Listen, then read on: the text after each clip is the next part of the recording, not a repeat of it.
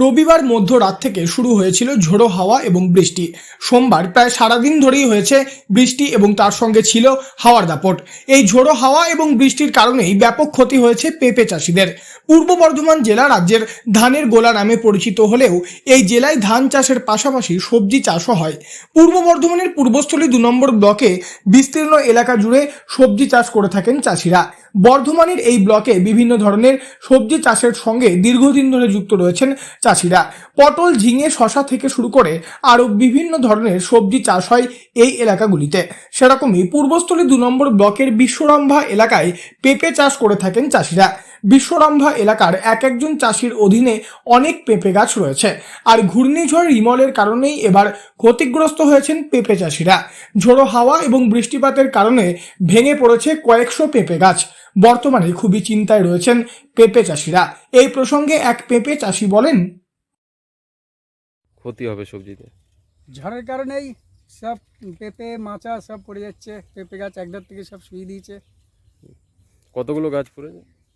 এ তো 300 লাগানো ছিল, 200-250 পড়েই গেছে। আর হয়তো 30-50 দাঁড়িয়ে আছে। মানে কেন পড়লো এই গাছগুলো? পেঁপে ছিল গাছে, আবার মাটি নরম হয়ে গেছে বৃষ্টি পেয়ে, তাতে আর হাওয়া দিয়েছে সমানে সারাদিন, তাতে পড়ে গেছে, সহ্য করতে পারেনি। সারাদিন ধরেই তো হাওয়া পেয়েছে।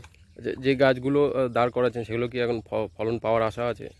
ফলন পাওয়ার হচ্ছে বলতে, দাঁড় করালে ফলন পাবে বলতে কমে যাবে পরিমাণে, বহু কমে যাবে ফলন। মানে আগে যে ফলনটা হতো সেটা সেটা কি পাওয়া যায়?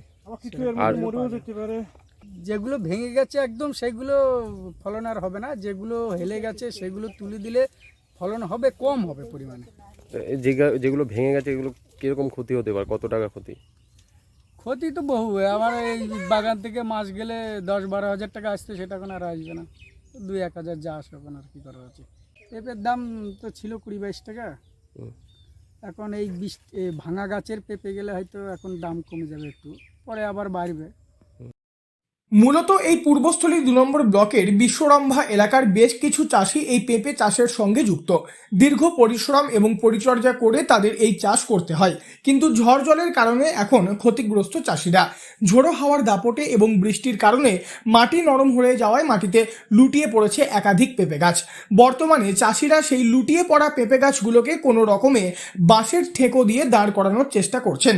চাষিদের কথায় এই গাছ বেঁচে থাকলে ফলন পাওয়া যাবে, কিন্তু আগের তুলনায় ফলের পরিমাণ অনেক কমে যাবে বলে জানিয়েছেন।